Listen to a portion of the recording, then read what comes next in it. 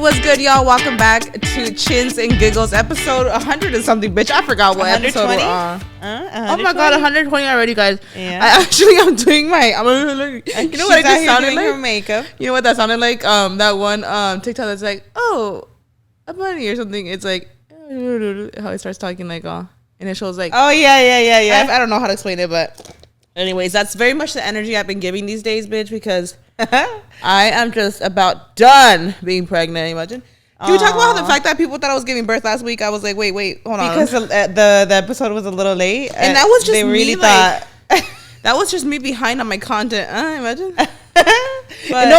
but because we posted a little late too, I think they thought you. And then someone was like, do y'all not see Karina hella active on Snapchat? I know I'm not posting 100 stories a day. Like y'all won't know when she's in labor because she's gonna ghost y'all everywhere. Imagine. No, and actually, I feel like when I am in labor, I'm gonna be so excited. I'll probably be posting on Snapchat. Okay. She's like, I'm giving birth on Snapchat. Bitch, I can't do it. No, I think I honestly though, like I feel like when I'm in labor, you will know I'm in the labor. I'm not gonna like hide it. I feel like I would probably be like posting some stories like, oh guys, like I'm here now, you know. Like, I love it. So I will keep you guys updated for sure. Like once I'm in labor, but I'm getting the vibe that now that I'm not gonna get induced, I actually feel like I'm gonna have more time than I think I do. I think you do have more time. But who knows, Myra? Yesterday I had like a couple contractions at night. Stop. And they were actually like, I was like, wait a minute, this is like feeling real. Cause like you know how you get the Braxton Hicks, which is like the normal. Like these were like. Back pain? Yeah, it was like back. Oh, and I was literally in bed. That's a contraction. I was in bed and I was telling Raul, I was like, oh my god, I'm getting like literally like I think it's Braxton Hicks, but it was like long. You know how like do you have the app where you put your contractions? I don't. So when and it'll tell you like it's time to go to the hospital because it times them. Oh my god. So every time you get a contraction, you have to get the app, Karina. Every time you get a contraction. Fun little fact, when I was going, so I was a scheduled C-section, but on my way to the hospital, I started using my app because I was getting contractions. Whoa. And sure enough, I get to the hospital and my doctor was like, you're in labor. But it's just crazy. So I think that app would be really helpful. And it will tell you, because I don't know if you guys know this, but when people are in labor, like they will send your ass back home if you're not ready. If you're not, yeah. So that will help you, Karina. It will tell you when they're back to back. It will tell you like it's time to go to the hospital. Oh wow, okay. You really should get that. I should get it, but I also feel like I'm not like that near. It just depends on. Okay, this is the thing, guys. Never know. Because with Mia, I was induced at 38 weeks. I don't know how far my body will go. You know. Yeah. There's people that go into labor at 37 weeks, 36, 38, 39, 40, past their due date sometimes. Yeah. And because with Mia, it was an induction, and now we're thinking of me just going full term until seeing when my body goes into labor. I don't know where my body usually goes, you know, because I was induced. So as you're watching this, I'm 37 weeks already, so it's like I'm full term, technically full term. Aww. You know, and there's people that get induced. You had Noah at exactly 37 weeks, no? Mm-hmm. So around this time, yeah. That blows my mind, Myra, because I feel like I'm like, whoa, you're not ready. He was born at 37 weeks and 4 days. Wow.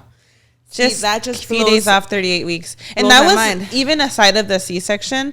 Like, I truly believe I would have given birth like that following day, which was Easter. Yeah. He was born the day before Easter. See, also, guys, if you're watching, you're probably like, what is that? I was doing my makeup. It's her lunchbox. I got my lunch in here.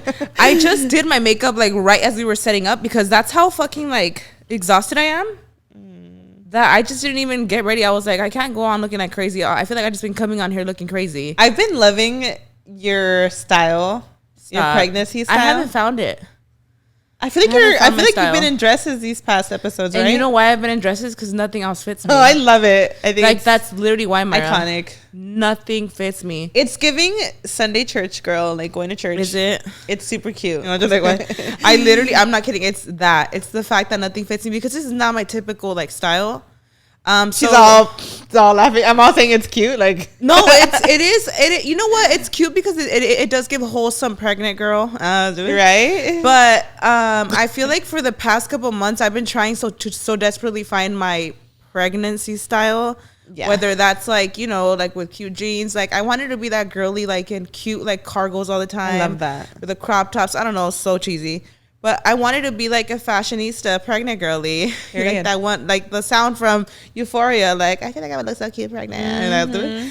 But I've literally been, like, this is all I've been wearing because it's all that fits now. Mm-hmm. Like, it's all that fits now. And it's just so crazy, like, how we really are at the end. But no, guys, I'm sure even while you're watching this, I'm still good. I'm chilling.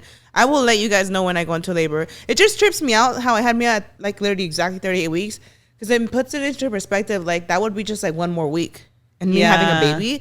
And this is how fast it's gone by that I'm just like, no, it's way too soon. I'm like, wait, no. Like, yeah. I'm like, wait, this is too fast. Like, I feel like she still needs to, like, grow. I mean, she's measuring on track and everything.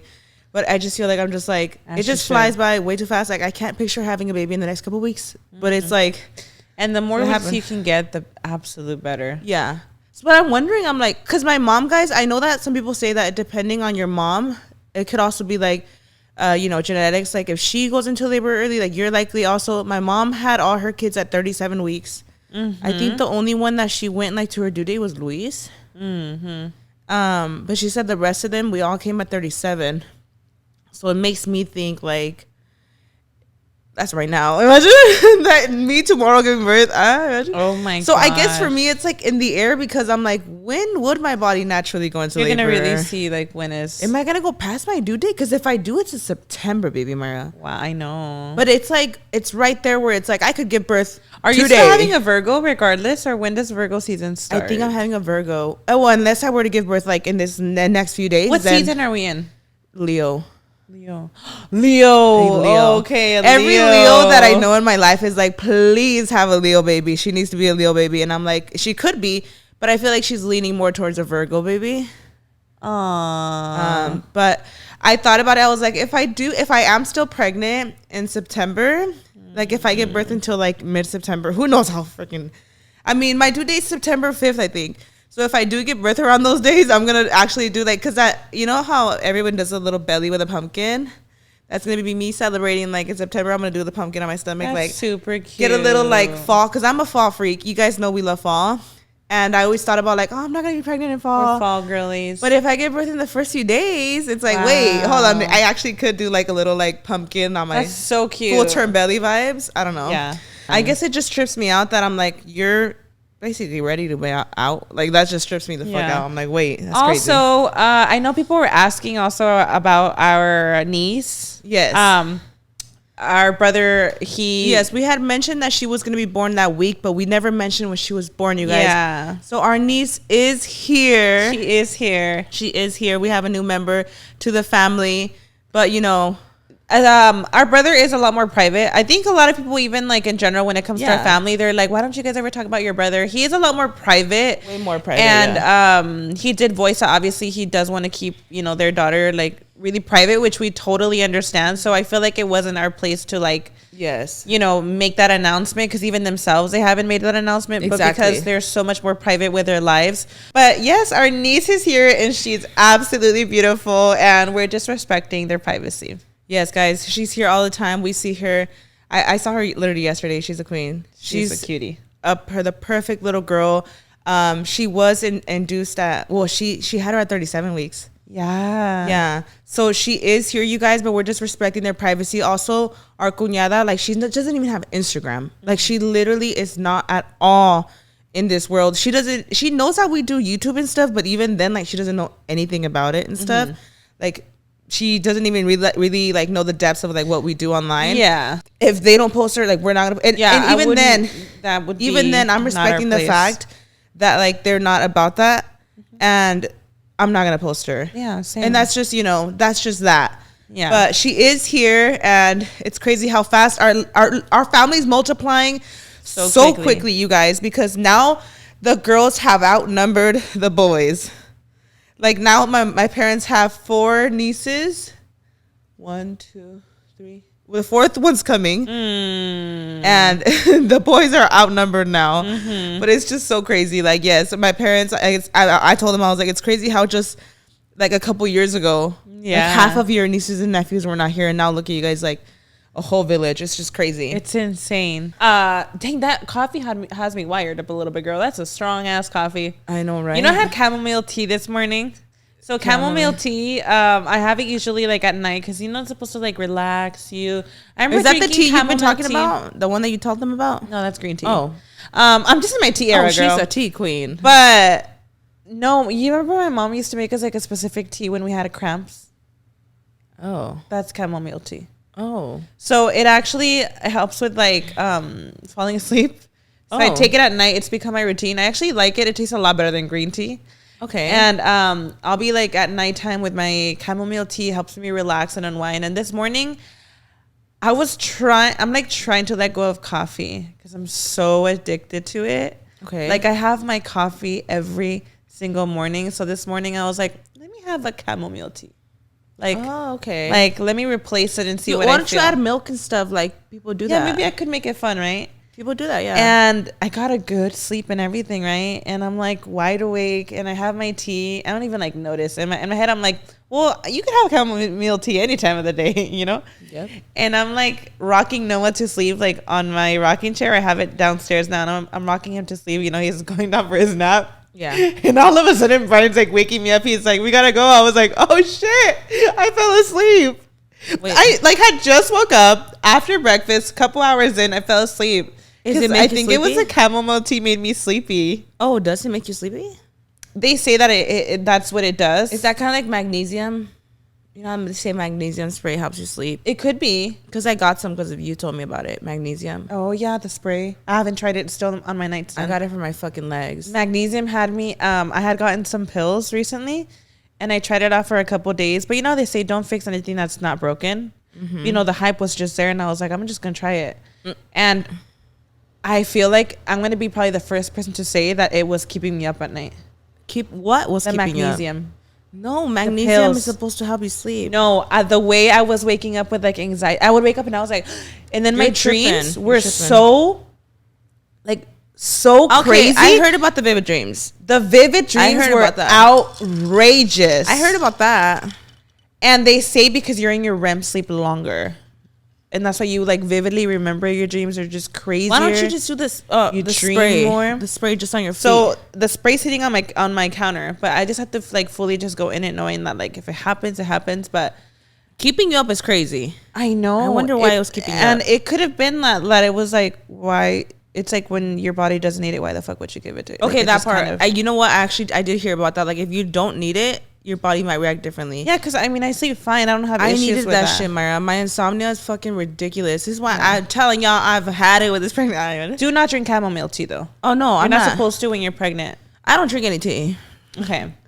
Pregnant or not, baby. No, baby, but hold on. I'm just saying, in case you're trying to go to sleep, chamomile tea if you're pregnant, I just started doing the magnesium spray in my feet because... Y'all, I have the worst restless legs right now. You know restless legs, right? I hate that. Guys, if you don't know what restless legs is, it's called restless leg syndrome. It's basically like you're sleeping, your mind is exhausted, your body's exhausted. You are ready, like you're exhausted, ready to sleep. Yeah. And as you're trying to sleep, your legs get this urge to kick.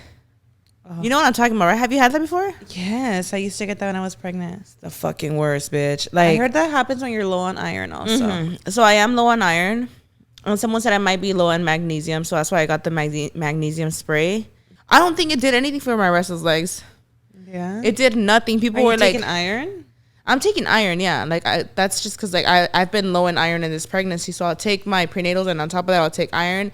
I don't know if it's still low, but... It could just be like a pregnancy thing too, but I swear, guys, I'm trying to go to sleep and like I just feel like I need to get up and run a mile. It sounds crazy. Like if you've had restless legs, you know what I'm talking about. You're so freaking tired. I used to get that in school. Me too. Like elementary school. Maybe because we always had like an iron deficiency or something. Yeah. Because it's so bad, Mara. Like I literally will be at night. Well, let me tell you, I finally like found a solution for it. I started working out again. Yeah. And what I'm thinking is like it could be a mix of like lower iron deficiency or whatever, but I also feel like it could be that I hate when that I'm sorry, I'm just cringing. I hate when that happens. It's the worst, Myra. So imagine all night like I'm exhausted. I hate it. And then I Google like what helps restless legs, and it says elevate your legs. And I'm like, I'm pregnant. I have to elevate my legs and sleep on my fucking back. So I started doing that. I was so desperate that I started like laying on my back And that's how I would fall asleep. So then I would wake up like an hour later, like extremely uncomfortable because, laying on your back when you're pregnant. It's dangerous too. I know. It's just that so there's times that I become so desperate that I have to like elevate my legs, and I'll be on my back, but I'll be like sideways a little bit. But my sleeping positions have been insane just to accommodate my restless legs, right? Yeah. So I could get some rest. But then I started reading into it how also it could be your body storing like a lot of energy throughout the day. Like you're not burning as much energy. Yeah. And like it's almost like anxiety trying to leave your body. Yeah. Like adrenaline through your legs. Yeah. So I was like, okay. And I honestly did not think I was going to start working out again, at least until I gave birth. And I started going, like, I just got back into that gym like a few days ago, Myra. And like I've been consistent.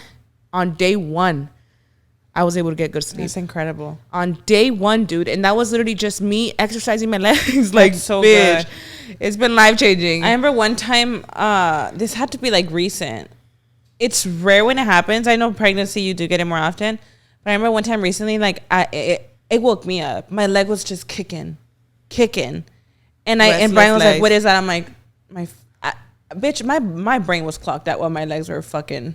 like kicking on the bed. And then you're like, and I just have to, I'm exhausted, and I just get up and I'm like, well, gotta freaking do something. Literally, Myra, like there's times that I have to get up at 2 a.m. and start doing squats. Doing jumping jacks and shit? I have to start doing, I can't even do jumping jacks right now, but I'll start doing squats because I'm like, I need this energy to leave my body. It's giving exorcism. I remember like when I was like, what's going on? In elementary school, it had to be like at the worst times when there was like a test going on where I just wanted to get out and run out of there.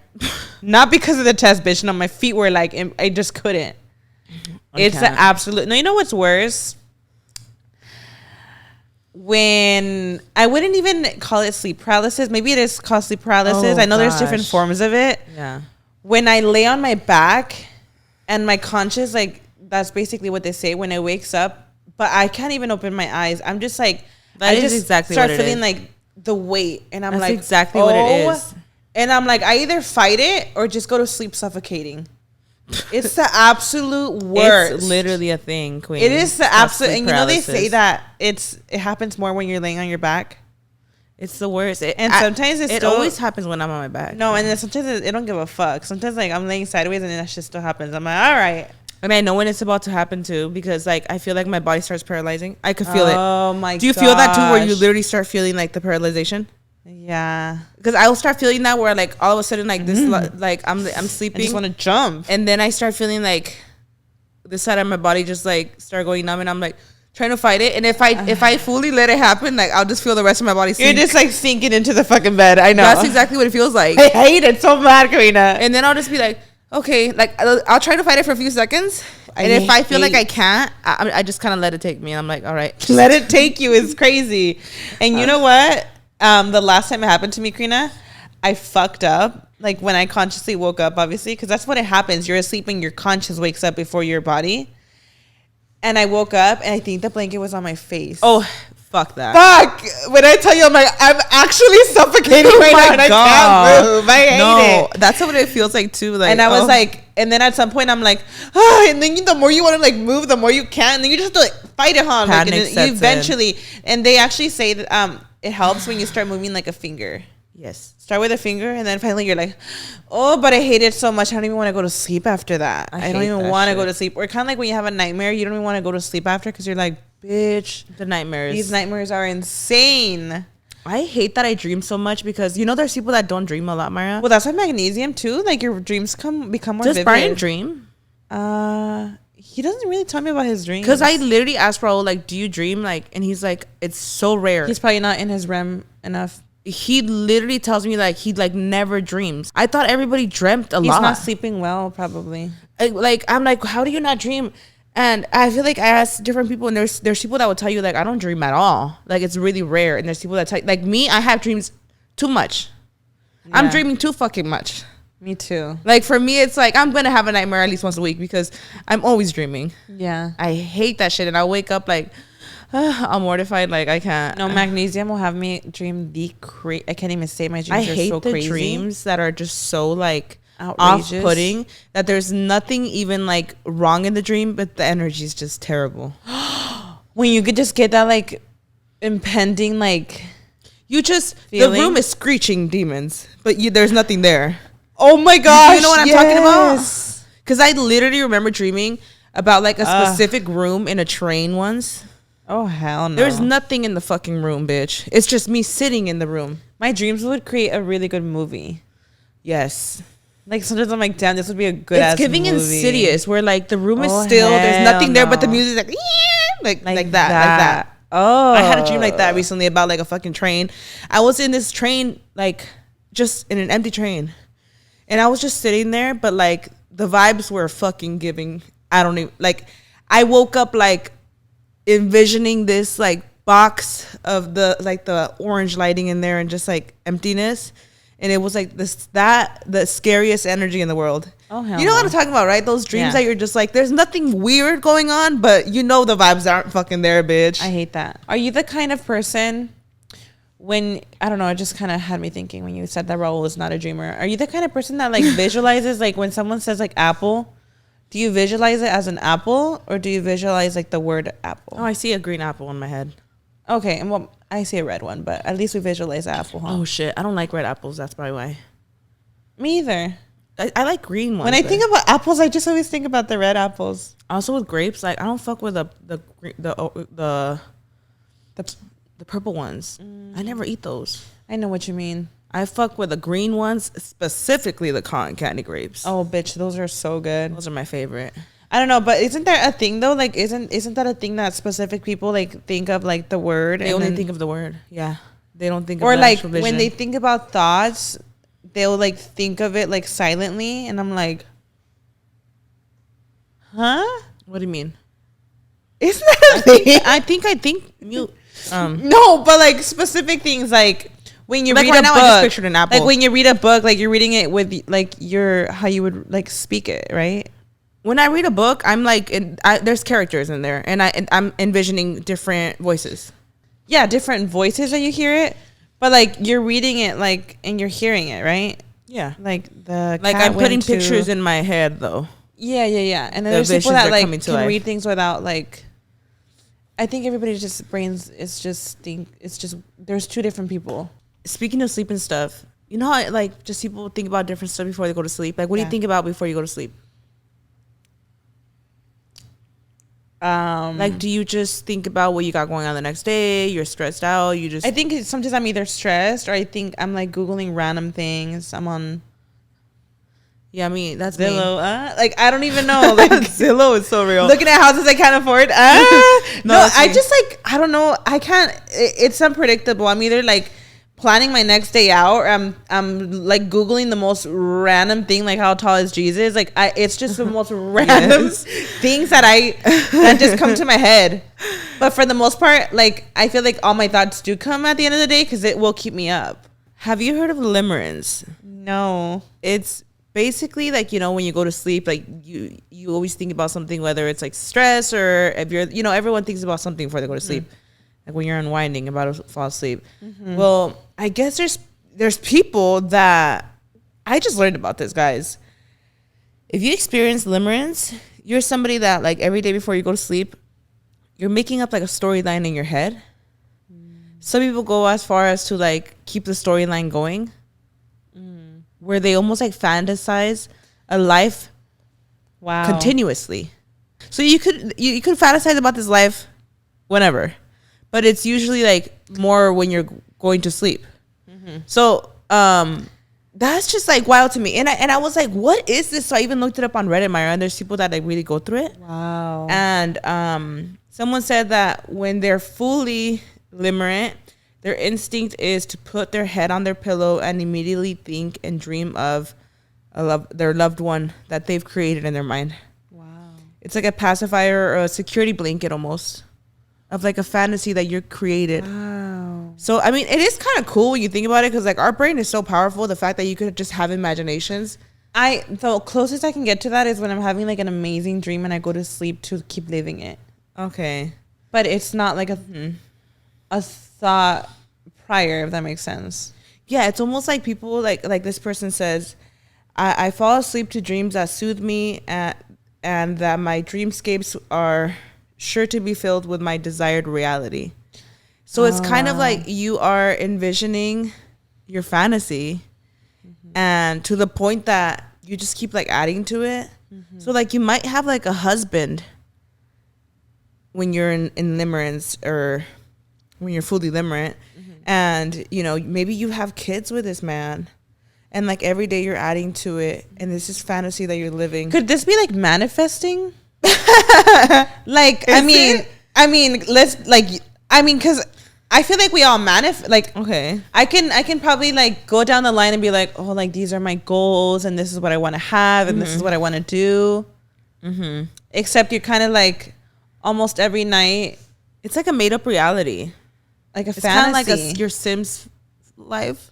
Okay, but like it goes on forever in your head, which kind of trips me out because you really think about it, Myra, and like you know a lot of people have a lot of dreams and aspirations and like, and the fact that you could just envision them, but it's like also at the same time I'm like, I feel like that would like depress me a little bit, knowing like, damn, this is all like, imagine like having a whole family and husband when you're in limerence and like you've added to it your whole life. It's almost like a fantasy that nobody knows about.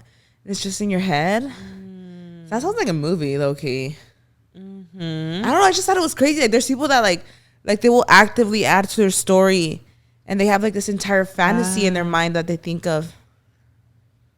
That it's interesting because I feel like I have never experienced that.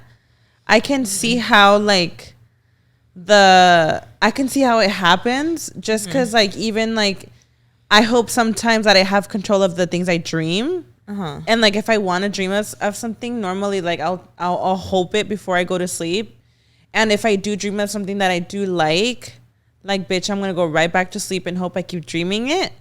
But this is a little different because it's not a dream. This is like thoughts that you have. And the thing is that some people might think like it's just thoughts, but the way people describe it is almost like a limerence drug, where you just fall fully into this fantasy, and like in your world, it's a thing. It's real. You know, it's not real, but thoughts. Like, how do you like? Is this just thoughts, or is it like? I feel like it becomes so comforting to them that it's literally almost feels like a drug to go be in limerence. And like they're, you know, maybe it's when they're daydreaming or it's in the back of their head, and then at night they finally have time to like enter this fantasy world that they have in their head.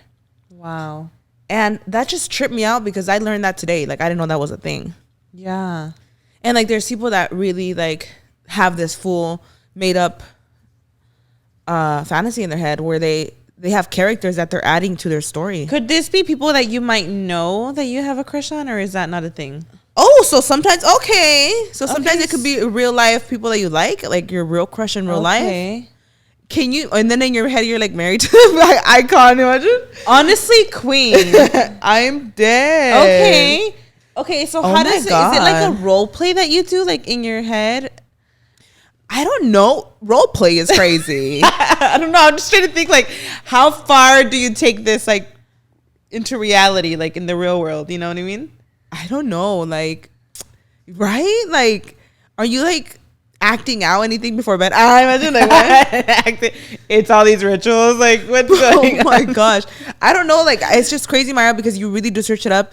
And there's people that even like that it gets so bad that they're like trying to break out of limerence and like leave that behind them. But for them, it's like grieving a whole life because their whole life they've made up like this fantasy in their head. So they want to continue to live it, but also they know it's not real. They know it's not a real reality. So they want to let go of it. But like, it's like a battle in their own head because they made up a whole made up world in their mind that they visit every night. Okay. And some of them even have the issue, like, how do I let go of it? Like, what do I think about instead of this before night? Because it almost feels like a drug to them where it's so comforting. Yeah. And they start dreaming up, like, all their fantasies. That's crazy, huh? Oh, my gosh. That's wild. Do you ever have a dream that you specifically repeat? Like, I always have, like, random dreams that I'm like, I've dreamt this before, but maybe it's just, like, that feeling of... I was going to say nostalgia. Maybe it's just that, like, deja vu vibes, but I don't know. I feel like I do, but I don't know. I've always had this weird dream, specifically at a school that we used to go to. What was this school called, Karina? What? before Ramona. What was the school that we used to go to?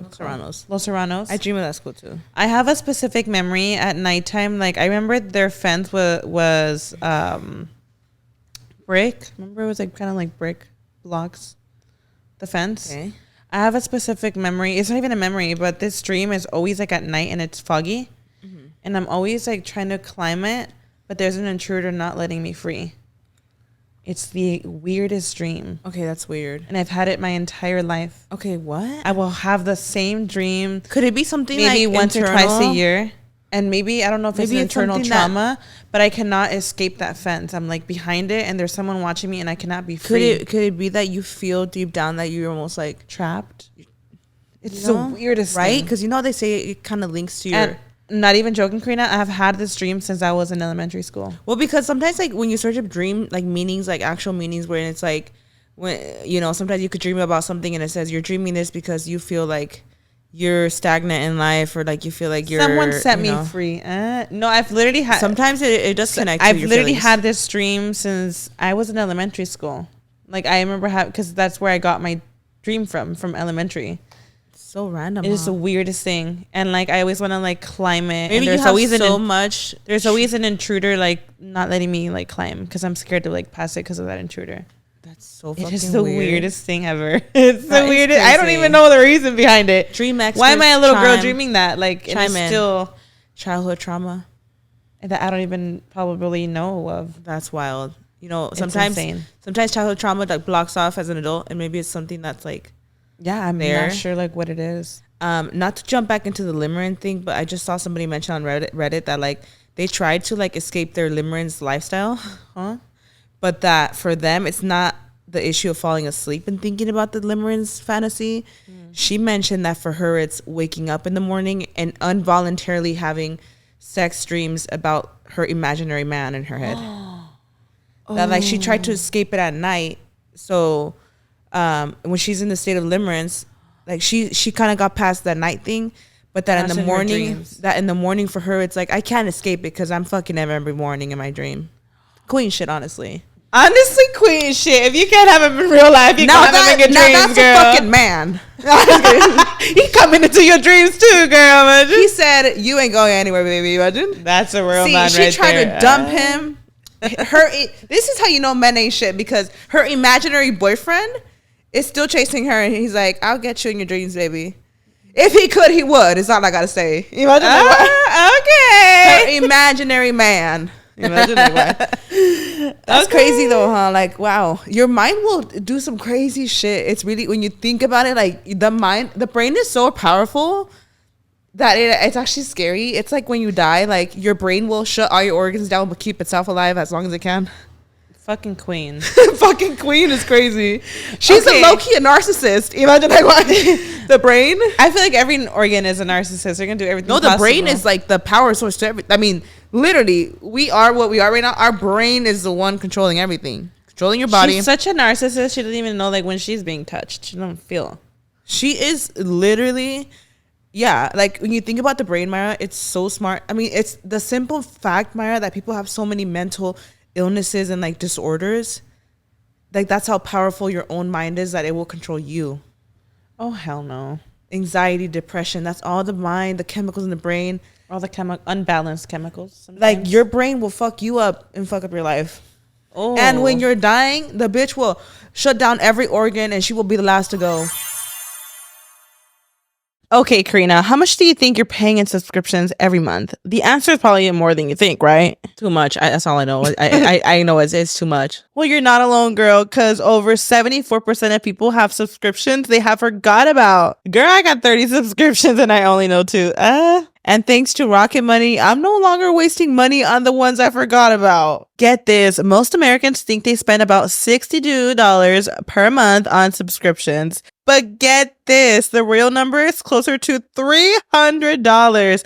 That is literally thousands of dollars a year, half of which we've probably forgotten about. That's a car bill. That is a car payment for real. Thankfully, I started using Rocket Money. They found a bunch of subscriptions I'd forgotten all about and then helped me cancel the ones that I didn't want anymore. Tell me why I'm only paying like $50 now when I was already paying hundreds for years, literally years. Like for what? How closely do you track your bank statements and credit card history? Are you combing through every single charge on a regular basis, or just assume everything is fine until you notice something weird? Honestly, girl, a lot of people have a bad habit of not checking their accounts that closely, and I'm one of those people. But now that I'm using Rocket Money, it does all of that for me, so I don't have to worry about it. With Rocket Money, I have full control over my subscriptions and a clear view of my expenses. I can see all of my subscriptions in one place, and if I see something I don't want, Rocket Money can help me cancel it with a few taps. I'm an app queen personally. I love how the dashboard shows me this month's spending compared to last month, so I could see clearly my spending habits. Plus, they'll help me create a custom budget and keep my spending on track. Rocket Money will even try to negotiate lower bills for you by up to 20%. All you have to do is submit a picture of your bill and Rocket Money takes care of the rest. They'll deal with customer service for you.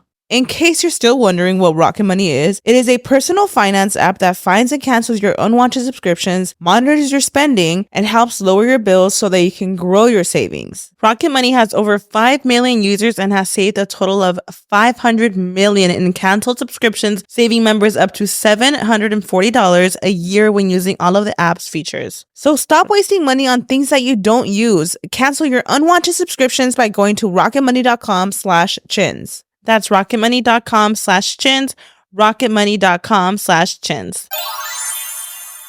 This is a little TMI, but I have no brain. Imagine I got stupid. I'm in their head. Imagine.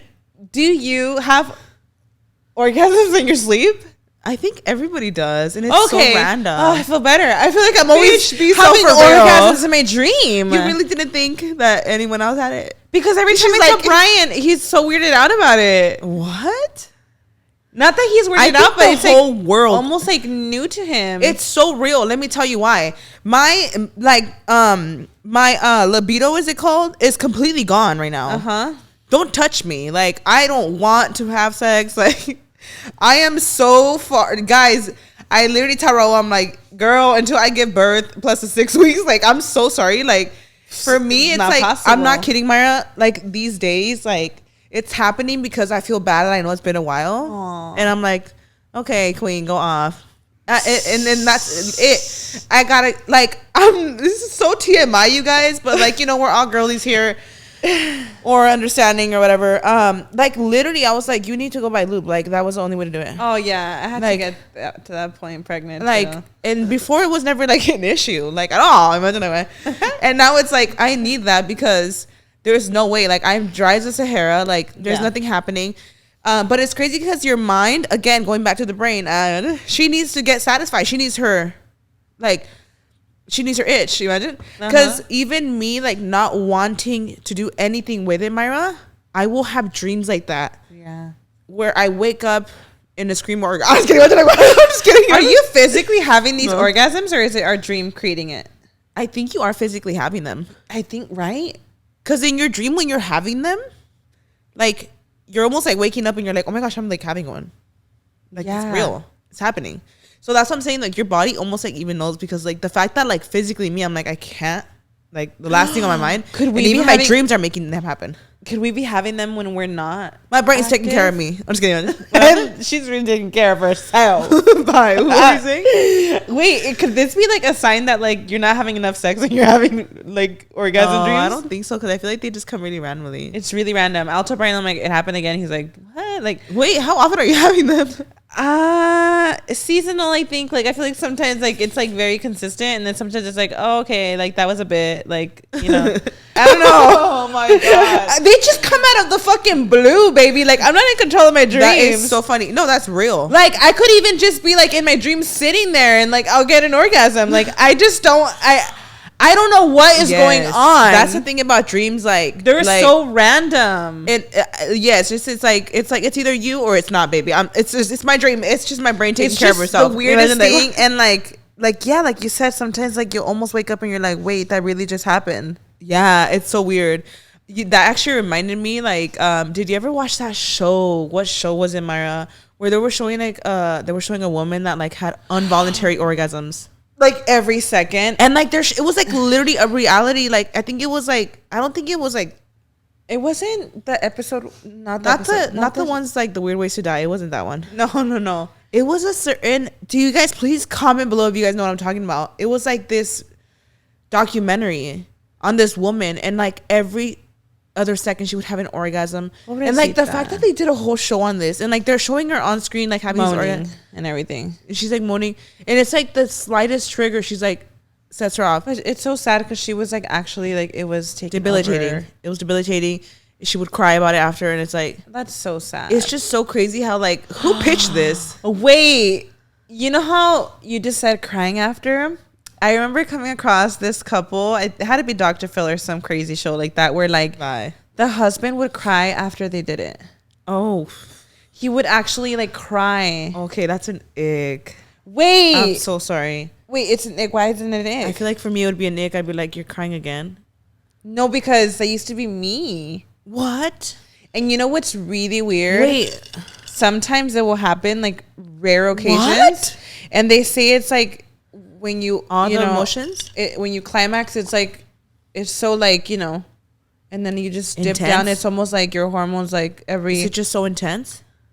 It maybe, or just in general, you know, like you're naturally tired afterwards. Oh my gosh. And sometimes these emotions almost like dip to the fucking ground, and you're just like emotional. So you cry after you like have it depends, yeah. You cry? No, I'm not all the time. No, it's rare. I used to in the beginning. Oh my god, Myra, why is that so Myra coded? To like cry after sex. Oh, bitch. Okay, nothing. I think I cry every time. No, it's just funny because I could see it. This happened like this had to be like a few months ago, and I didn't understand why I was crying. I told Brian, I'm like, I don't know why I'm emotional. Like I just felt like every sort of like depression I've ever had just like collapsed on me. No, don't feel sorry for me. I don't know why it happened. You're like, I don't know why the fuck that happened. I'm like, no, I'm not. I don't want people to feel sorry for me. I don't know why it happened. I had to do something with like the climax was insane or something, that it dips too low to the ground or something. That every like sadness I've ever had just dumped over me. Maybe you're actually having really good orgasms. It was the weirdest thing ever, and it's just like the downfall after. So this happened a few months ago. It hadn't happened in years. So when I first started, you know, experimenting.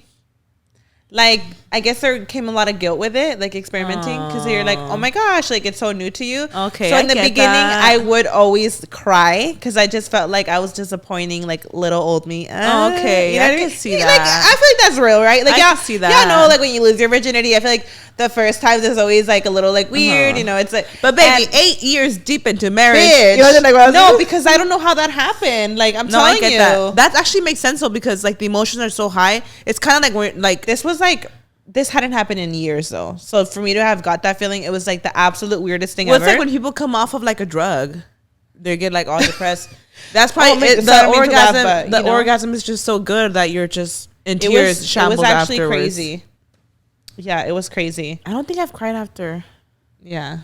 But right now that you were mentioning emotions, I actually realized I realized it recently that I avoid intimacy these days because I don't know if it's maybe my pregnancy hormones are a little different. Do you know that feeling when you're latching a baby on and like your letdown starts to happen, and for some reason you get like a wave of like, oh yeah, like a bad one? Yeah, I thought you were gonna say what, something else about maybe like them leaking or something. No, okay, so guys, so if I don't know if everybody experiences this, but I remember I told Myra about it, and she said that she also experienced this before. Oh, yeah. I don't know if it's just me. Please chime in the comments, ladies. Like, not just you. If you have breastfed in the past or pumped, the moment the letdown happens, for some reason, like your hormones dip, and it almost feels like a little wave of like depression. It feels like a wave that's so deep, and it's just seconds. I hate it. That I would go crazy with just having that. And I remember whenever I would like latch Mia, or when I would pump, and that's the thing that worries me about like with this one. I'm like, I really want to breastfeed, but I hate that feeling when you're letting down. Why does that happen? Maybe it doesn't happen to everybody. It goes away eventually. It does. And maybe it doesn't happen to everybody, but I remember I would feel like this like this dip in emotions. Well, tell me why, Myra, like when it comes to intimacy, the leading up to the intimacy has started to make me feel that like dip. Wow. And it's that like, dip feels like that dip you're talking about, like when you're pumping, that's the exact dip I felt that one time after sex. Oh, okay. Weird. So it's not that different. Yeah, because I'm feeling it like leading up to sex. And I literally leading told up Raul, to doing it or while doing it? yes, like foreplay, kissing, normal things like that. Oh, wow. Like the normal that would usually get you like there. Mm-hmm. Like I'm noticing it's like it's making me dip in emotions. Wow. And I actually told Raul, I was like, the best way that I could describe it to him, I was like, I'm feeling like the only time that I felt this dip is postpartum, but I'm pregnant right now. And I guess like whenever I try to get intimate, like I have a dip in hormones for some reason. Maybe it's like an intimacy thing, maybe with hormones or something. Yeah, but like that's the only way I could describe it, Myra. Postpartum blues. Oof. Like in that moment, I'm like, oh. And I told Raul, I was like, I need to like, I'm sorry, you can't touch me for the next month. I literally told him, I was like, I'm really like telling you right now that it's gonna be very, very, very limited because I literally feel postpartum blues when I'm about to be intimate for no reason. Like maybe it's just a pregnancy hormones thing plus like intimacy, and it just oh, that's the hard part about it. And I'll literally, Myra, I'll have moments like I'm literally like staring into blank space and I'm like, I'm feeling postpartum blues right now. Like, and I'm like, I haven't even given birth. I'm like, no. I know. I feel like that's the hard part about pregnancy, that like you don't know like how your emotions are going to be affected afterwards. Yeah. And like you don't have control of it. And like, it doesn't happen throughout the day. It doesn't happen ever.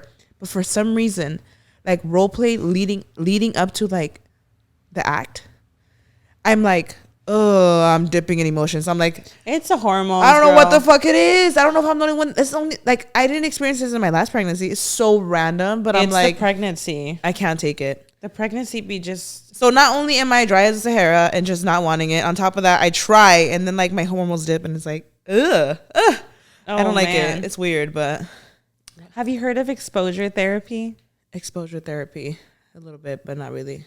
So like, let's say your therapist, you tell your therapist like your wildest dreams. I'm just kidding. Like just something you're extremely anxious about, like irrational fears and stuff, or. No, I feel like irrational fears are like usually like irrational. Like let's say, okay, so a good example. I remember like.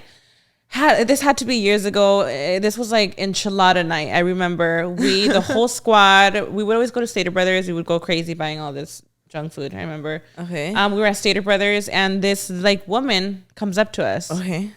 And she was like, hi, my name's so-and-so. She'd introduced herself.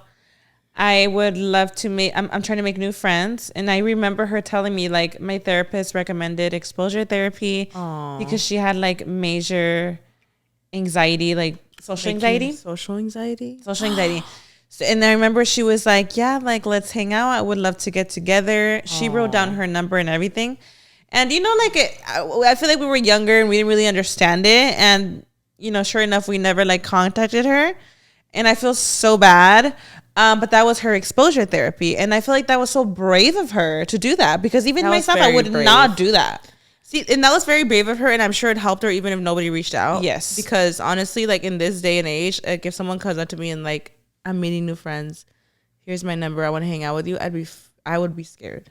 Mm-hmm. Naturally, you're like, it's like when someone comes up to you in a parking lot and they're like, I need help with my tire, can I borrow your phone? And you're just like, nah. But she was honest about her exposure therapy. You could tell she was struggling. Yes. Like she was obviously like nervous. I guess I wanted to ask you, like, what is what's something you fear? It could be anything. It's like, okay, let's say you have a fear of spiders, right? It's no secret. My family knows I hate spiders. But I will scream if I see a spider in the corner. Huh? Okay, I feel like when exposure therapy is something that's going to help you, right? Yes. But like if I'm scared of snakes, like, well, I'm okay being scared of those bitches all my life. Yeah, it's how you see it. Sometimes people will, like for myself, I don't give a fuck if a therapist is recommending it. I would never jump in a box of spiders. But for some person, that would be exposure. How the fuck is that going to heal me at all? For some person, that would be exposure therapy. Absolutely not. Bitch, I want to be scared of spiders. But like, are the spiders, are they like messing with your life? You can't sleep at night where you have to get exposure to them? No. It's those things that like you don't have to do. But I think if it's debilitating, like there's people that have really crazy fears, like, they're scared of wait, I saw a show about this where somebody was like mortified of cotton, remember? Yeah. And they would like show her a cotton ball and she would like run for her life. So like, does she sleep on a mattress or not? I'm just thinking of all these shows. Do you remember that one show where this lady like ate her mattress? She ate her mattress. Yeah, me. I'm just kidding. You don't remember that? I think I'm just like, now my brain's just going there. But what are those shows? My Weird Obsession or whatever? Yes, My Weird Obsession. Bitch, I think that's where the orgasm one was. You know what? But that wasn't Weird Obsession. She was like, I know, but I think that was a disease. No, I know. Like, poor Didn't Trisha Paytas come on My Weird? She was obsessed with tanning. She did, huh? Yeah, what a queen. Yeah, but like, like some lady, like, no, I think it was like weird shit that people ate. Because there was like somebody where like all they consumed was Coca-Cola all day. I'm sorry, but this got to be made up. Like, who eats a mattress? No, because I really do feel like a lot of it was made up. No, I think even Trisha said that like the whole like tanning thing was like a little excessive, a little exaggerated. Yeah, like that's kind of like, wouldn't you die eating a fucking mattress? Like well, I guess this person's like obsessed with like the texture of the mattress or something, and like it was like some crazy shit where it was like half of my mattress has been eaten or some shit. It's like she's eating her own fucking bed. Where is she sleeping? I don't know. It was so random. I don't know why I'm even talking about that, but yeah, somebody was like really terrified of cotton. Yeah, and I remember they would like show her like a cotton swab. Maybe her exposure therapy would be dip your hands in some cotton balls. Okay, so that's actually sad. I not to make fun of it. I know there's like really crazy fears that people have. Just like some people are really afraid of holes. Oh yeah, okay, I get that. When they're really the pattern of them. Yeah, they're really that's weird. I get that. What would be your exposure therapy? Listen, I kind of feel because there is this girl that I came across recently. She was doing rejection therapy. Like she cannot stand rejection, and she would publicly go out and be like, "Can I borrow $100?" And she knows she's like, "I'm gonna ask someone for $100. I know they're gonna reject me, and I cannot say sorry. I cannot like interfere. I just have to like accept it and walk away without apologizing or anything." Mm-hmm. You know what's our exposure therapy? Not apologizing. Oh, that's a good one, Karina. That'd be a good one. I could walk by someone, and if I feel like if I was a slight inconvenience or tap them in the shoulder, I'm saying sorry. I hate that about myself. I've had people tell me like, stop saying sorry. That's exposure therapy. Mm-hmm. Or like, if you have a fear of public speaking, your exposure therapy would be get on the freaking stage. You know what, though, Mara? I feel like we've had a lot of exposure therapy like throughout the years. Oh, absolutely. Like just naturally from being like really shy as kids, and then like speaking to my exposure therapy was like mania. I'm just kidding. Anyway. Okay, well, that was part of it. No, my exposure therapy that I could say I actually experienced was like my first events. Driving myself out to LA, not knowing a single. Well, I did know a couple influencers that I would like message like, "Are you going?" We would meet up. But my exposure therapy was throwing myself out in the wild, and like network. That was my exposure therapy. Oh my god, yeah, that's a good because one. Someone that's not a social butterfly that was completely like shy. You know what's that was my exposure therapy. You know what's like low key exposure therapy without like even seeking it? Being pregnant and not having to drink to socialize. Oh, because I like here, girl. I think it's just water. I'm thirsty. Queen. No, that's actually a real one, and I feel like it actually helps because, I feel like I'm the kind of person like, in normal settings, if I'm not pregnant and stuff, I show up to an event or I show up to a party, and I do feel like I'm like, let me take a couple shots so I could like become more like social me. And like be more of a social butterfly. But I've actually realized like being pregnant, like you have no other option than to like snap into it and be like, I need to socialize. I need to go. And you actually have the best, most meaningful conversations when you're not having to socialize like with alcohol. And they say not needing to drink or making the decision to not drink to socialize is exposure therapy. That is. Mm-hmm. And I've done it a few times where I'm like, I'm not drinking. And it ends up even going better than you thought. Mm-hmm. It's just, and it's like, it's one of those things that like, for you to get out of that comfort, you have to do it. Yeah. It's like when they say you have to do things that you're scared of in order to like, see a change. Yeah. That's exposure therapy if you think about it. Yeah. What would it be yours? Yeah. Like if you had to do one now. Exposure therapy. Well, I feel like I would never. I guess when it comes to fears, like I have like extreme fear of spiders, and they would probably tell me like get in a box of spiders. But who the fuck see that. Stuff like that? Like, is it like not necessary? What difference is it gonna make to my life if I hop in a fucking box of spiders? I might have more anxiety after that. No, yeah, I think it's like you should do exposure therapy if it's actually fucking with you. Like me being scared of like something weird, it's like. It's not affecting my life. I'm just scared of them, you know? I think exposure therapy that I should practice more. I feel like once me and Karina started going to events together, we've gotten very comfortable with like, you don't go to an event, I'm not going. Like, I don't know why we do this all the time.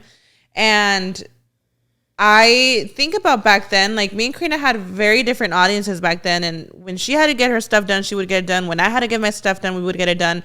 And I don't know what is it about it now that I feel like I need to start exposing myself, giving myself exposure therapy where I'm like, it's okay. Like if I need to like do something, like I could do it. Like, I don't know. I think it's that thing. Like you almost get comfortable with like having a twin. Yeah.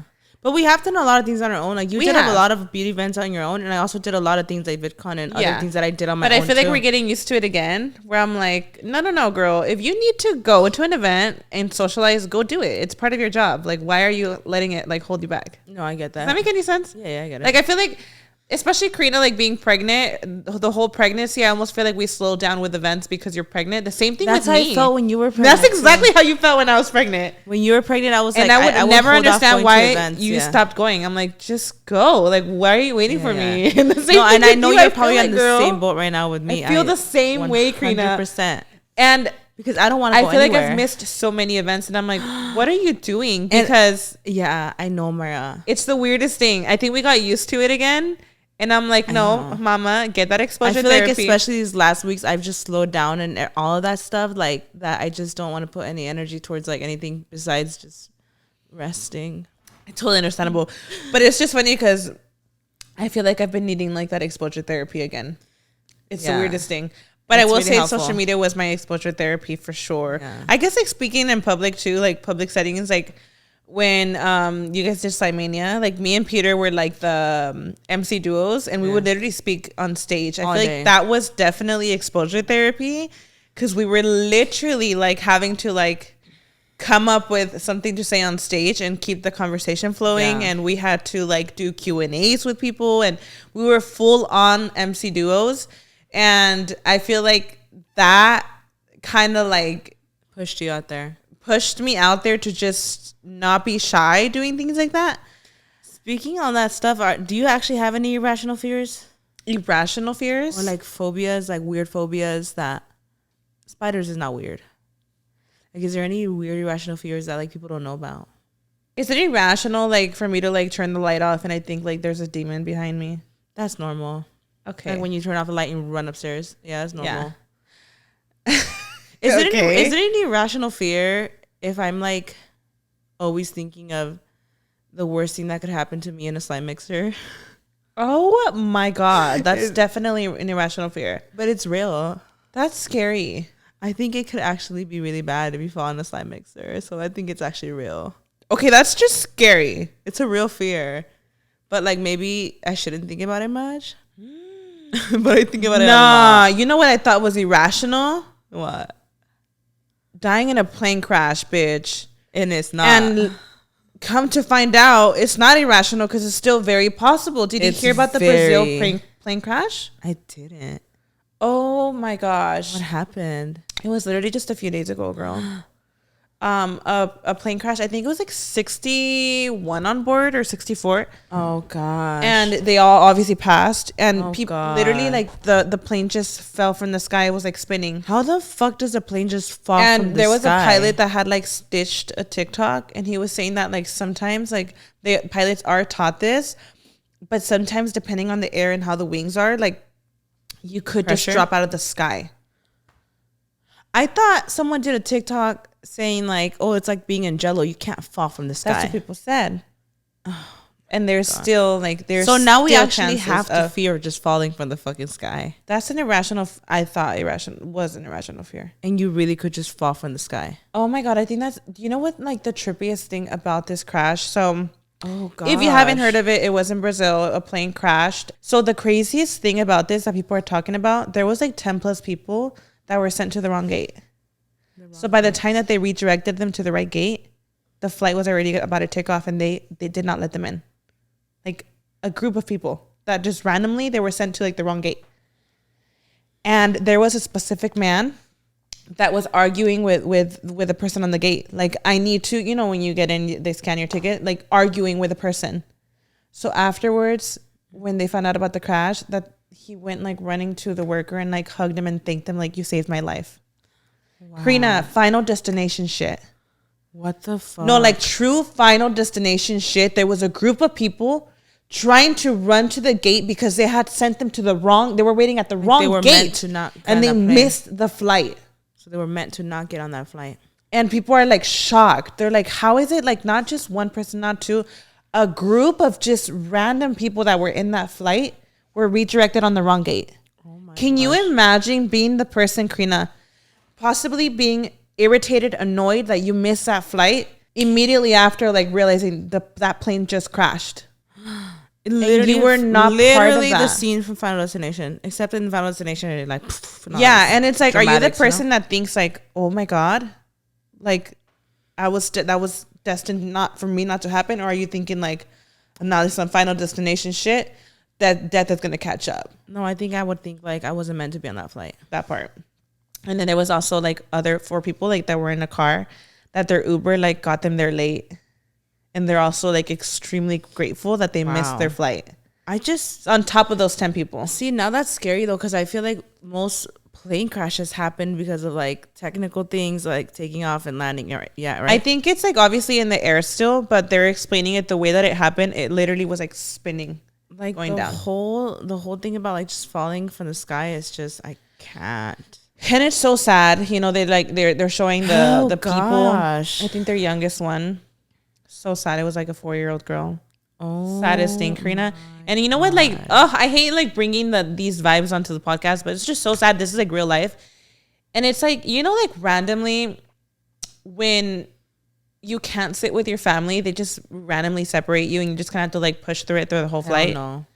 Can you imagine your last moments being in a plane, knowing that your partner and your child might be, or same thing, you're with your child and your partner's like across the fucking plane and you're about to, like, that's so sad. Like, can you even process it? And it's like, so sad. probably run to your family?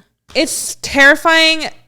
And that's that. I'm just like, the fact that this has been an irrational fear of mine and it continued, like, you hear shit like this. Oh, bitch. Like, I'm telling you, I hate planes. And going back to dreaming, I always have a dream that I'm crashing in a plane.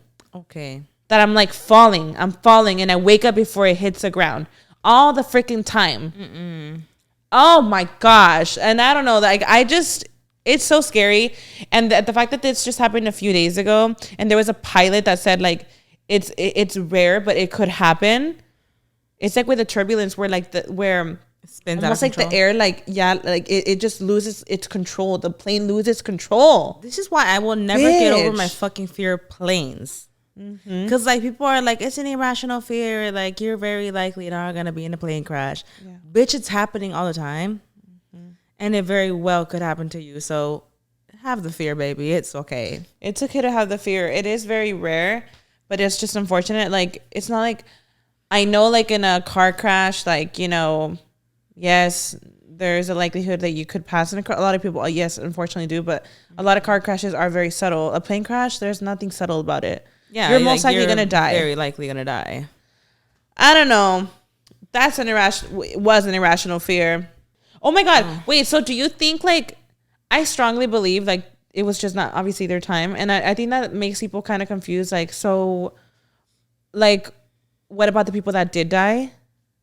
Like, obviously that can come off like, what about them? You know, it does make you think like if you missed that flight, like that was just not your destiny. Yeah.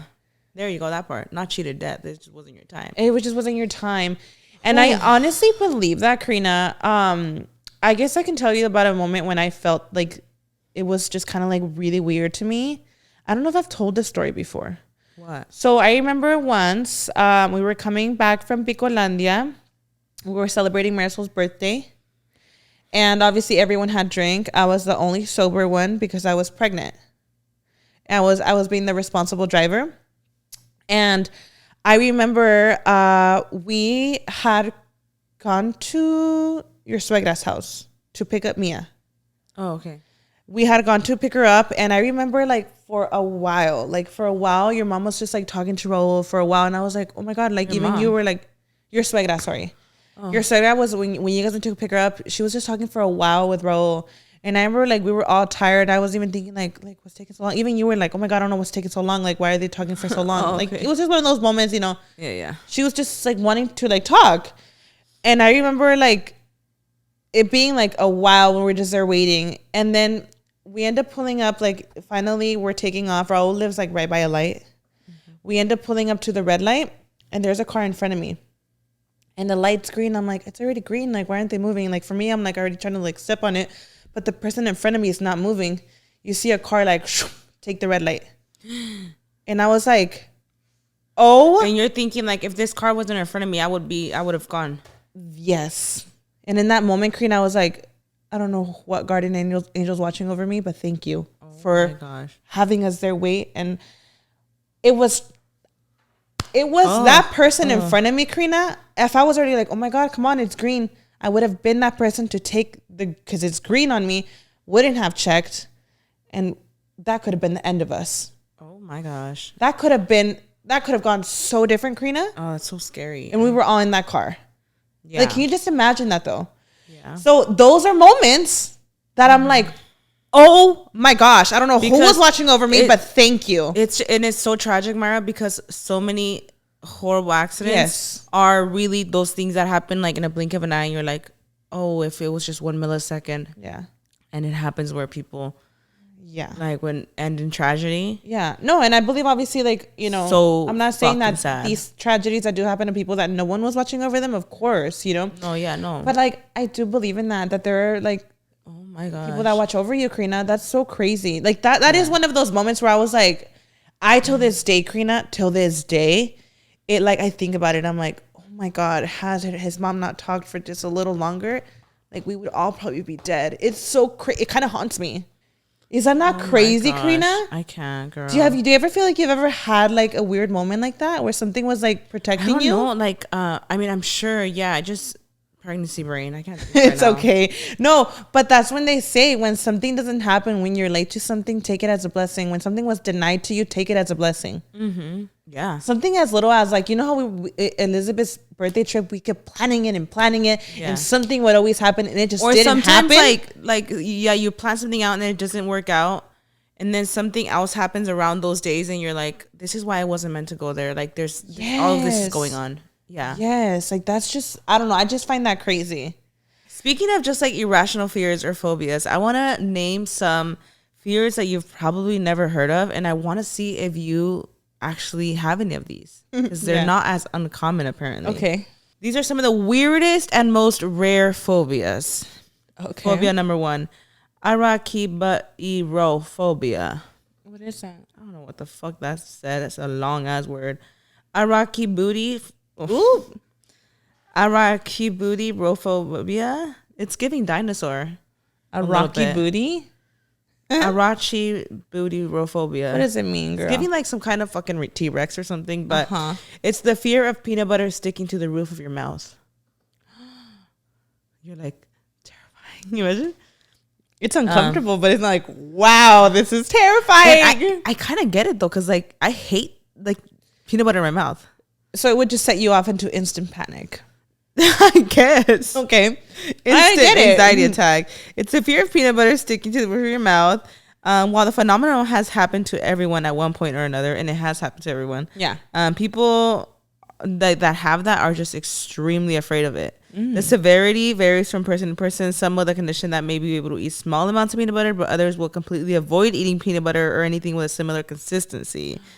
But I feel like I think it connects to like the fear of choking and the fear of sticky things. Yeah. And I get it though, because I think it's annoying to have a mouthful of peanut butter. Mm-hmm. It's annoying because like you feel like, like to get it down. And even dogs, when you give them a spoon of peanut butter, they're like, You know, like, well, even they look like they're having a panic attack. Imagine your intestines. How the fuck do you digest peanut butter? Me too. I'm wondering that. Ooh, bitch, this next phobia, I'm starting to think it's pretty real. Nomophobia. Fear of being without your mobile phone. That's kind of real. Okay? That's kind of real, girl. I'm thinking like, wait, can I live without my phone? If I'm looking for my phone more than like 30 minutes, I'm like, all right, like this is getting a little uncomfortable. Because it sounds crazy, but I'm like, I go into a panic if I lose my phone. Off topic. Where's your phone when you sleep? Like on my nightstand. Okay, so it's not on you. Where is it on you? It's recommended for it to be in a separate room. A separate room is crazy. Because you know how like your phone, like the radiations and shit? A separate room? And you know what? Me and Brian talked about this last night. It was a little too late. We were too tired to get up. But I'm like, from now on, we're grabbing our phones, taking them to the restroom. Absolutely not. Do you know how bad this device is just being near our human bodies? It's on me all fucking day. What's another 8 hours? We don't... Myra, it's on you constantly. What's the difference? Oh, it makes a difference. It has to make a difference. To go to sleep without it, but when it's on you literally like... There's a lot of people that don't have it on them all day. My mom, I can call her. I'm like, girl, pick up. Where's your freaking phone? And it is in another room. And that's iconic. I want to be that person. I fear that I might have nomophobia because I really will freak out if I can't find my phone. Like if I wake up, where the fuck is my phone? The very first thing, because I'm thinking like, what if my manager texted me or something? No, but that's not good for you. I've practiced for a few months. I don't look at my phone the first hour when I wake up. You know what it is? You know, another fear. Imagine. Because it's a fear of irrational shit going on that I feel like somebody's calling me for an emergency, and the first thing I do is check my phone. I'm going to see my Apple Watch that you called me. What? It's going to come up on your Apple Watch. Okay, that's cool. If you have Maybe I have this fear. I imagine. But this fear is basically a fear of being without your mobile phone. People with nomophobia experience excessive anxiety about not having their phone with them, their battery being low, or their phone being out of service. Regardless of the circumstances, not being able to use your phone cause people with nomophobia to become panicked and extreme symptoms of anxiety. I used to do that. People, you might even have this phobia and not realize it because your phone is always on you. But you might have it if you check your phone throughout the day constantly, obsessively, and worry if you will miss out on a contact with any loved ones. You're worried that you're going to miss a call. You're worried that you're going to miss a text. Yeah. Yeah, it's a rare phobia, but it's really real, and you actually might have it and not realize it. So a lot of people have it. I think a lot of us have it. I think I can't live without my phone, but I think I've gotten a lot better. Like I will not check my phone the first hour when I'm up. Like I don't care how many texts I have in. I know that if I'm not having any calls, then it's not that important. Yeah. Okay, so like if somebody told you right now, like you're doing this experiment, we're taking your phone for 3 days, your family knows you don't have my phone. Thank you. I feel like the phone at some point was ruining me. I think I have this fucking phobia. I think it's accepting it, Karina. Like I had to accept that I had like a strong addiction with my phone when I was seeing the hours I was on it. And I still have it. I'm not gonna lie. I will still be on it. But it's almost like you know that you're addicted and you don't like it. Where I'm like, ooh, put the phone down. Wow. You know those high cortisol levels when you were like, I had to grab my phone. I had a moment last night where like right before I went to bed where I just couldn't sleep, and I picked up my phone and it gave me joy. And I was like, wait, this is the problem. Or when you have a random like question, you're like, roll over and grab your phone. Now I'm up another extra 2 hours. Like, the fact that we have like the world at our fingertips to Google anything. Like you're bored and you're like, let me Google this. And it gives you satisfaction. You know how much is like, I don't want to say it's messed with me, but you know how badly I sometimes crave to not have a phone? Oh. I think about when I'm like unwinding and I'm on my phone, because it's like an insecurity that I have to pick up my phone, that I'm knowing that I'm doing it. Oh, wow. I'm like, I wish I was in those times where like phones didn't exist and I had to have my contacts like in a journal and I had to pull it out and call someone. I love having a phone. No, because I think especially after having Noah, sometimes like I hate when we do this. Sometimes like Noah's just like, he's like getting our attention. And you're like, let me post this TikTok. No, like let's say that like my son is like playing with his toys, right? Yeah. And he'll look over and he's like, look, I'm playing with my toys. Noah's like very like he's playing. He'll make eye contact. Like, look at me. He's very like that. He is. And sometimes when me and Brian, because this happens to every parent. Sometimes when me and Brian, we're just like on our phones and Noah's just like doing something. I'm like, get off your phone. Like, I can't do this. I'm like, this is so sad. Like, I don't like this. Oh, I get that. So we both get off our phones and like fully give him his attention. Okay, I love that. I just think that like, a lot of children are going to grow up with resentment of their parents being on their phone. That's so real. Yeah. And I have that fear. And every time I'm like, get off your phone. And I'm just saying it because it's a new generation. I feel like this generation hasn't been out for long with the iPhones. And I feel like a lot of kids are going to have that resentment that they were not given enough attention because their parents were constantly on the phone. Ooh. And I don't think there's anything wrong with it. I think there's balance. I think... Of course, there's absolute balance. Like, there's balance of, like, you, like, unwinding and going on TikTok. There's balance of you just chilling and being... There's nothing wrong with it. But I think we abuse it a lot.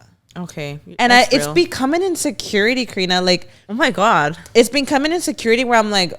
I just wish sometimes phones didn't exist. Oh my God. Because it takes away from like... As I'm holding onto my phone? Like, no, and I'm not saying... I'm looking up the phobias. And I'm not saying that I'm like... like I'm always on it. And I think it's becoming insecurity where like... That's why I practice now like... That's crazy how y'all really do put your phones in the microwave when you go to... I mean in the... What? No, I'm sorry. In another room. The last microwave night is we crazy. Had the talk. Sorry, in the bathroom. We haven't yet. Last night we had the talk. But we were so tired to take it to the bathroom. So... We're going to try it now because they say that makes a difference. I mean, that's amazing. Especially like if I'm falling asleep and I have the phone in my hand, I'm like, oh, no, this can't be by Noah. Like, I can't do it. Oh, of course, yeah. You know? I get that part. Yeah, but... Yeah, I might have a problem. Like, we all do. I have a problem too, but when you practice I'm not like, I've never thought as far as like, let me put my phone in Try waking up, Karina. Don't check your phone the first hour. Just, you're going to notice the difference it makes in your life. I'm not even joking. It would give me anxiety. When you... I feel like it would like dead ass give me anxiety. When you... Because I'm like, what if like someone texted me? Like, what if my mom called me? What if you called me about something important? Oh, trust me. I know like, I'll take a quick glance. No missed calls, perfect. No family emergency. That's what I think. Okay. Think of it that way. Okay, so like check it, glimpse at it, just let it go. You know that feeling when you wake up and you look at your phone? It's like, ugh. That feeling of like... You don't get that feeling? I do, because I have like an anxiety of like getting a bad Your body just went hours rejuvenating every single organ in your body to just wake up and look at a like screen. Like, I love technology. But you know what I mean? Like, am I making sense? Like, yes, you just woke up like, and the first thing you could look at anything else, and the first thing you choose is to look at a screen. I love it. Listen, I feel you, girl. That was me for many years. But I know what you mean, Queen. I know. I get it. It's horrible. Many years, and I just feel at peace. Yes, look at it. I looked at it for a second. Do I have any missed calls? Any important text messages? Okay. Is there anything crazy that I need to know? I get it. Is my manager blowing me up that I need to get something done? Okay. I understand the work part. Trust me. Mm-hmm. But if I see that right away, I open it. I don't have anything, or there's a random little text that... Is irrelevant to that could wait? Yeah, you'll wait. Sorry, not irrelevant. That could wait. Like, why? Okay, you know. Well, here's another one that's kind of crazy: fear of numbers. It's called arithmophobia. Arithmophobia doesn't feel like it'd be like fear of numbers, but some people are. You know, a lot of people dread like math class. Oh, problem solving. Like, ooh, I don't like problem solving. Me either. But some people with arithmophobia have a genuine fear of it. With this fear, usually they experience anxiety associated with doing math or dealing with numbers in general versus fear of actually just seeing the number symbols. So they don't actually they're not scared of looking at the number symbols. It's more like of like problem solving and like doing the math that like sends them off into anxiety. I don't know if I could relate to that one. I hated math, but I could do some math. But like it could be like where it's like, and this could be a lot to do with like people who procrastinate. And like sometimes you don't want to problem solve and you just leave things on the back of your mind, and it could be connected to this, but you're not seeing it as a fear of numbers because you're like, oh well, I'm not scared of looking at the number 5. Mm-hmm. It's more like procrastination is a fear of failing. It's more like it's more what is that real? Procrastination is a fear of failing. Is that real? Part of it. Oh, wow. And I procrastinate a lot. You know what I don't understand? Plutophobia. Fear of money. Bitch, I thought you were going to say fear of Pluto. Like, I'm screaming. What are you scared of? Dwarf planets? You know, like, I'm so confused. Plutophobia is kind of a crazy word, but some people are, many people probably wish they had more money, but Plutophobia is a fear of money or wealth. Baby. In what world? Isn't money the root of evil? Imagine. People with Plutophobia may fear wealthy people. Oh, they fear wealthy people or fear becoming wealthy themselves. They generally dread money and having to deal with it. Well, money's stressful to deal with, but to fear making it is crazy. Shiv, girl, who don't want to make money? Like, I fear I may be wealthy. What? Imagine, like... Where does the root of like the scare come from? And it's a real thing because it sabotages their careers to avoid responsibility and stuff. Ooh, I get that. Okay. I kind of understand it a little bit. They fear responsibility and pressures associated with a fear growing up. Yeah. Okay. So are you lazy or do you got a phobia? What the fuck is happening? Like, baby, do you just not want to pay the bills, or like, are you actually scared of money? Imagine, right? Like, I know. Wait, okay. I would understand. Like, yes, but if you just ain't working, if you just don't want to work, and you tell me you got a phobia, baby, what who's gonna pay your bills? Well, that's what I'm saying. Like, once you break the fears down, you're like, oh, so you just don't want to grow up. Imagine. I don't know. I mean, I could see like. If you were handed this big opportunity, like, it could be scary. Like, of course. This next one, like, kind of sounds like, I feel like it makes sense to me. Xanthophobia. The fear of the color yellow. Why do you fear yellow? I'm not scared of yellow. Oh. But this just opened up my mind and made me realize that I've had nightmares of fields of yellow. Lemons? Like lemon trees, sunflowers, yellow rooms. I think that's beautiful. It gives me anxiety. What? Like, I've had nightmares of the color yellow everywhere where I wake up nauseous. Oh. Like, where I wake up nauseous as fuck from the color yellow. Like, I've actually had that dream before. But I guess there's a fear of yellow. People with the rare phobia are usually afraid of any object that is yellow, such as school buses and flowers. School buses, I get it. School buses are a little scary looking, right? A lot of scary movies like associate with school buses. I mean, I feel like this is like an excessive phobia, though. I can't just say I'm scared of yellow. I'm not, because like they will avoid yellow foods, and it's just distressing, and it interferes with their life. Yellow things can be found everywhere, and they're scared of bananas and shit. So, okay, yeah. I don't know if I'm scared of a color. There's just so much random phobias. Like fear of the number 8 is crazy. 8? Octophobia. I mean, I understand. Having 8 legs is crazy to me. Oh, hell no. Okay, 8 things? Yes, like 8 legs. But they're scared of 8. They're just scared of the number 8. The number 8? I feel like that's my lucky number. 8. They actually fear the number symbol. Could it be the circles? I just got the chills. Yeah, anyway, I don't know why. why. Scared of the eyeballs behind you? What? The frog? Oh my bitch! I can't. No, because I just thought about like the circles. No, they actually are scared of like the way it's written down. Oh my gosh. They also they fear objects presenting in groups of 8, like these eyeballs. That's crazy. It's kind of like when you see cars and you characterize them. It's kind of like when people are scared of the infinity sign. I don't know why the fuck they'd be scared of that. They're scared of that? Maybe like no, but like there's trauma associated to it. It's so weird. Oh my gosh. Okay, I don't know. There's just some weird like fears of bathing and all that. I don't know.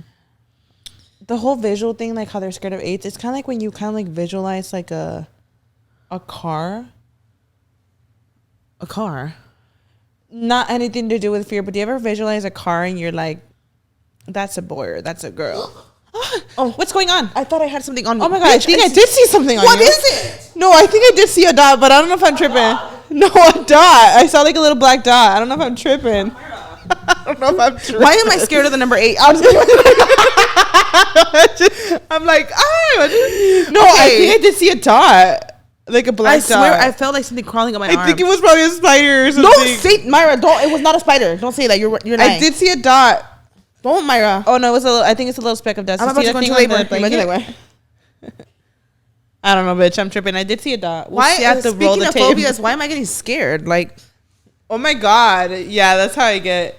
Okay, but what I mean is like, you know, like when you see a car. That doesn't scare me.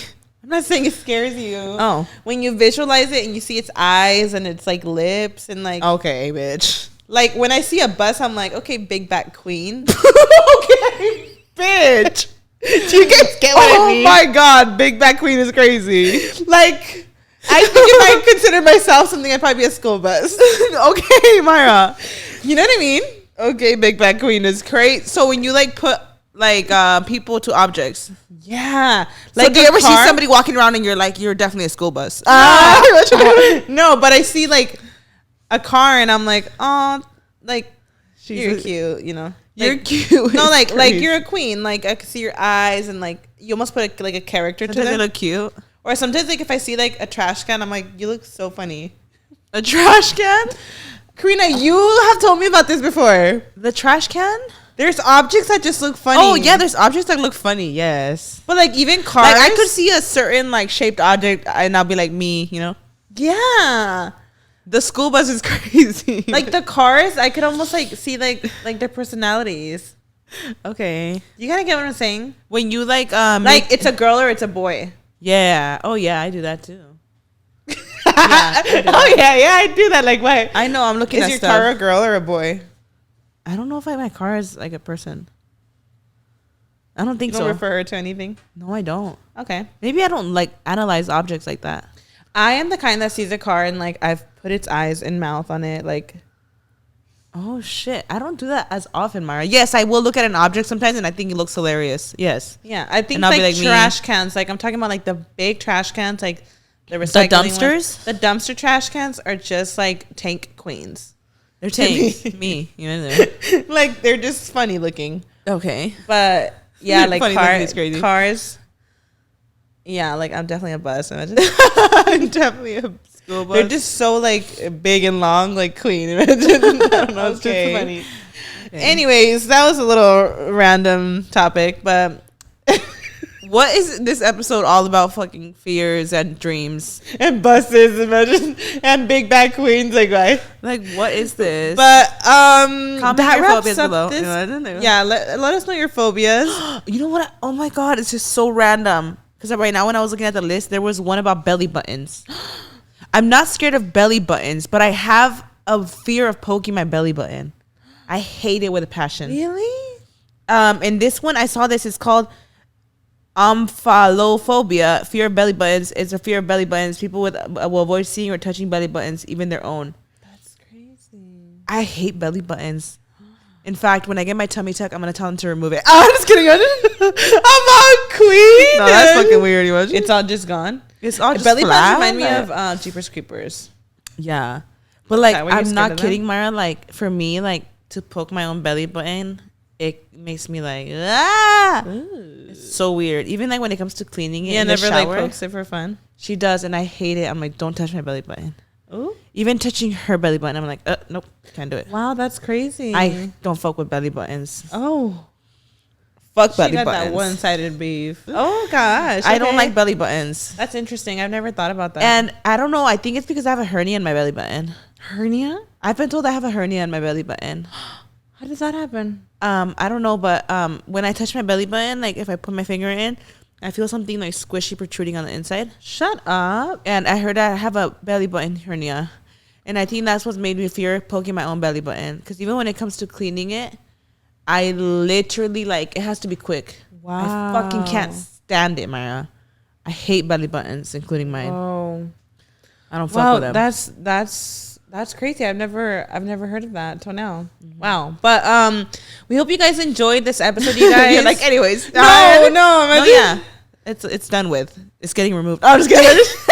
She's totally here, y'all. I'm belly button free. I'm kidding. I'm not gonna do that. But we hope you guys enjoyed this episode. Also, we want to thank you guys so much for all the support you guys are giving the guys. Oh my gosh. Yes. Yeah. So you guys saw that, the channel turned into a network, and we're so excited for future podcasts. I know some people were a little bit confused on like, wait, what do you mean network? Like, why didn't you guys like post like what channel to subscribe for their podcast? Yeah.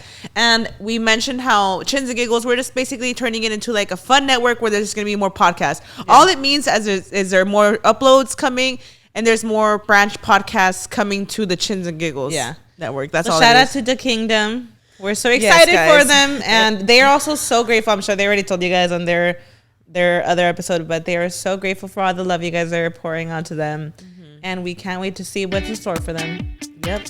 Without further ado, y'all, thank you so much for tuning in, and we'll see y'all next week.